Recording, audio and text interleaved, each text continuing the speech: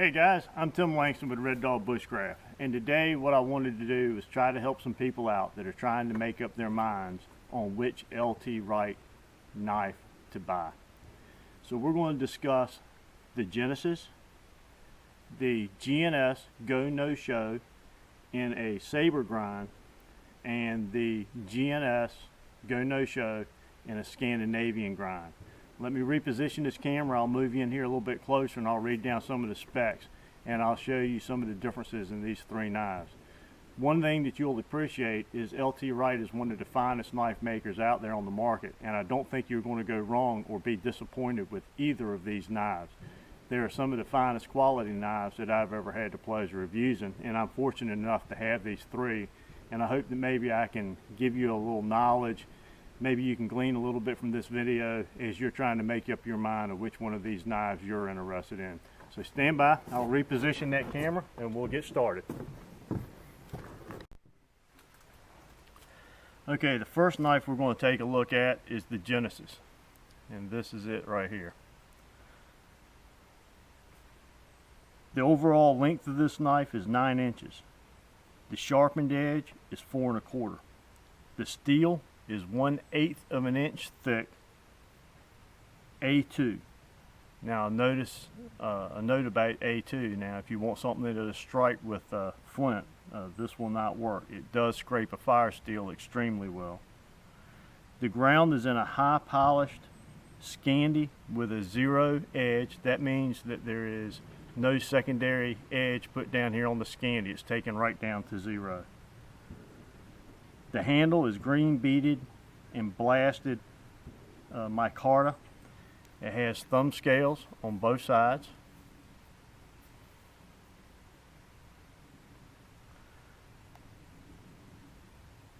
The scales are epoxied and they're held in place by 3 fisheye bolts.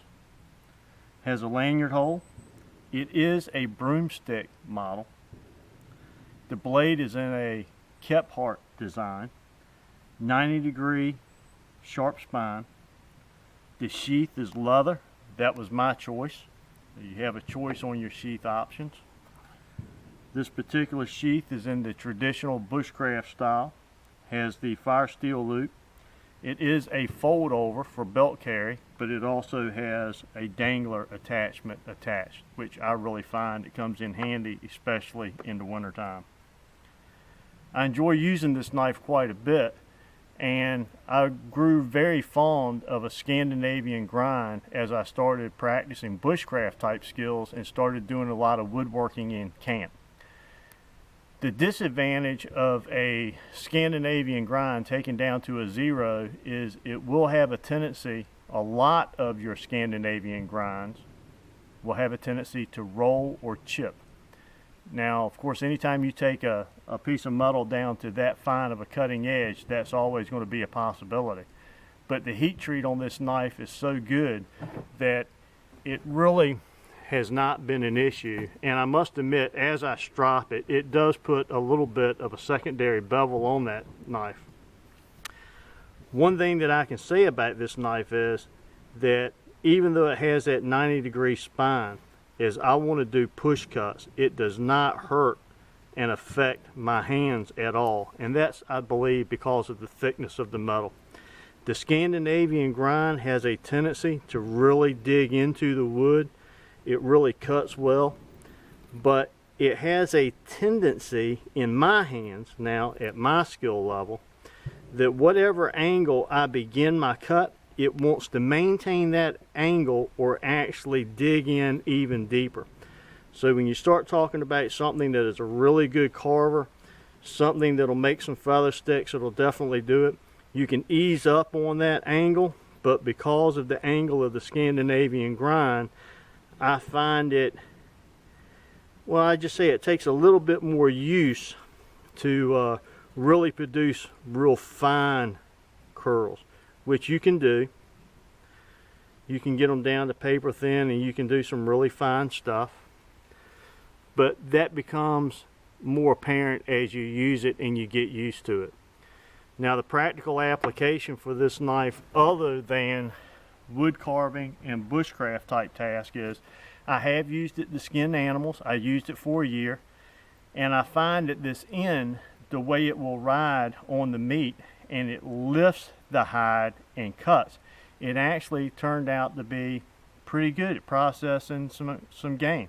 I was very pleasantly surprised. The broomstick style handle is very comfortable in any position that I hold this knife in. And as I show you these different knives, it's important for you to realize my hand size. I wear a large mechanic style glove that are very popular on the market now, and this knife fits me very well. I find that the broomstick is not only comfortable in the fist grip, but also when I hold it in any of the other grips that you might find, like when you're doing the chest lever cut or when you're pulling the material back from you, when you're locking it into your knee and you're pulling, it seems to have that same nice, smooth, with no hot spots type grip in any position. The other thing is, if you want to get down and start doing some boring with this thing, the rounded end on the scales really makes that a pleasure to use in that particular fashion because of the roundness there at the end of that scale. Once again, very high quality knife, and one that I have treasured. The next one I want to show you is the Go No Show, the GNS.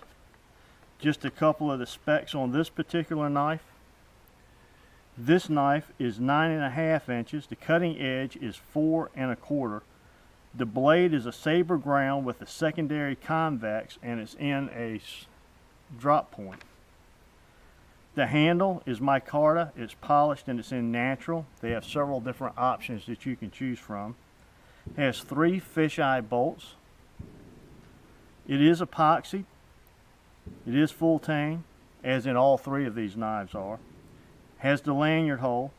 Has a 90-degree sharpened spine.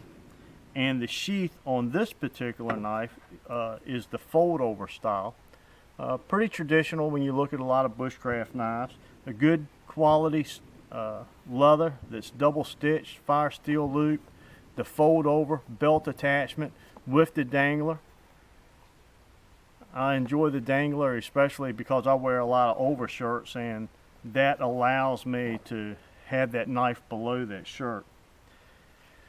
I find this to be a very comfortable knife to use, and this has become the knife that I carry out in the bush with me when I'm hunting quite a bit.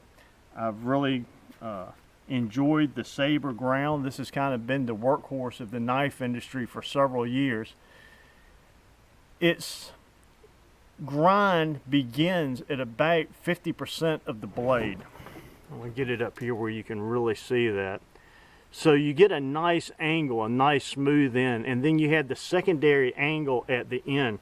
And when we're working wood, I find that that allows me to do a lot more precision type carving and work. I can really get fine with this very easily and effortlessly. It's easier to hold a shallower angle, so therefore I'm able to do a lot finer tasks with it. I also find that the point on this particular knife, because the other is with the point on the Genesis, it is more of the Kephart style, where this is more of the traditional point up here on the end. And as you start to do work on flatwood, like if you were carving out a needle and you need to get down in those holes, or if you need to do fine work, pushing that into some flat material, that particular point, it's easier to get into smaller areas, I guess is what I'm trying to say. If you're trying to carve a little notch or pop a hole through a flat piece of wood, something that you've carved down, this point, because it's not as wide as the Genesis, it's able to get in there and you can make some smaller notches like that. Once again, very high quality knife. The biggest difference in this knife, other than the grind, is the scales. And if you can see the way that this is tapered, It's just a very nice job. Like I said, I got mine into polished, and I was a little bit concerned about that. I was afraid that it would be slick, especially when I'm processing game. But because the way it swells here, and we have this little knob down here at the back side, it really locks your hand in, preventing you from sliding forward and preventing you from losing the knife as you go back. There's no thumb scallops here, but because this acts like a guard and it is a little flattened, it locks your hand in as you're using it and as you're processing your wood, and you can put your thumb up here and actually get into some good pressure cuts. Get in here with your thumb and really dig in, like if you wanted to do your little beaver chews, like you were going to cut this in half, you can really get in there and get aggressive with it. This is more of what I would consider my all-around knife. I would consider this a more functional Unitarian style knife and blade. Very comfortable in the hand and a pleasure to work with. Now, if you really like this knife, but you're sold on the Scandinavian grinds, that is possible also. They make the GNS in a Scandinavian grind, and that was not an option when I first got mine. I was very impressed with the handle. I liked the comfort. I liked the way it locked into my hand. I said, well, if they ever make that in Scandinavian, I'm going to have to get one. Once again, the overall length of the GNS in Scandi is 9 inches. The cutting edge is 4.5. It's a Scandinavian with a secondary bevel, and what that means is they take it down to 0, but then as they buff this thing, it takes it from 0 and gives it a little bit of a bevel on the edge. And what that does is that prevents some of that rolling and chipping that we were talking about earlier. It's 01 tool steel, micarta scales. This one is in dark brown and it is polished. It once again has the contoured scales, 3 fisheye bolts, lanyard hole, 90-degree sharpened spine. The sheath is very similar to the others. This one is more of a traditional bushcraft style sheath. It does have the fold over belt loop and the dangler, but it's open up here, so it allows you to fold that back if you want to wear it on your belt without taking your drop off. I really like that. Also has the firesteel loop. I always like keeping a secondary firesteel on my knives, and all of these knives, the sheaths are very high quality and they allow for that particular option. Now, if all of that is not good enough and you still question the different styles and what you want, you do have the option of calling them up and having one custom made. Now, this knife came off of the vault, the virtual vault, when they opened that up, and back I guess it was last year, they had this knife as an option. This was sold as a custom. I was able to pick this knife up for $200, and it was a knife that I had in mind that if I wanted to design one, and they hit it right on the head. This was exactly what I wanted. This one is done in A2, and it's basically a GNS. It's got that same contoured style scales, but it's a little bit thicker, a little bit fuller. You can tell right here where the palm swell is. It's got a little bit more meat there, and we have an extra ½ an inch on that blade, so I get that longer blade that I like when I'm doing a lot of my bushcraft work. And of course that comes in that same quality, high quality thick leather sheath with the drop dangler that's allowed to move down, matching fire steels. They have a variety of options out there. But I hope that that helps you a little bit looking at a couple of these different knives side by side.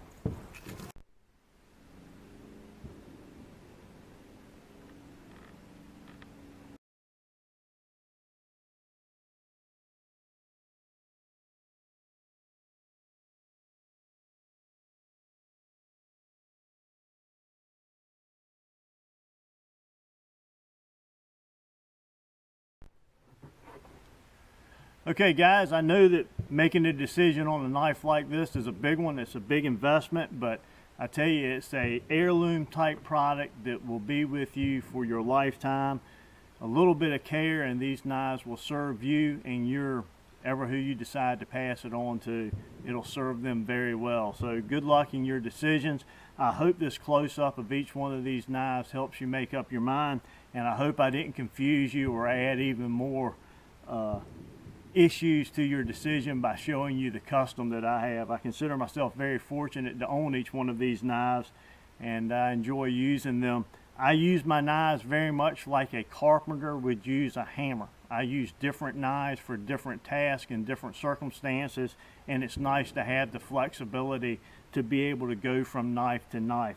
But truly, any of these knives will serve you in the bushcraft, survival, woodcraft, or the woodsman, any of those environments very well.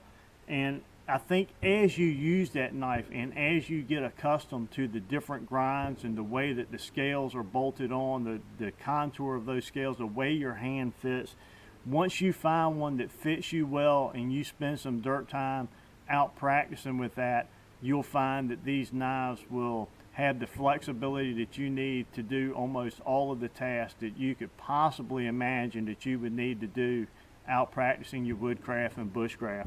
So once again, I hope this helps. It was a pleasure to bring this to you once again. I'm Tim Langston with Red Dog Bushcraft, home of global safety and survival. Until next time, God bless.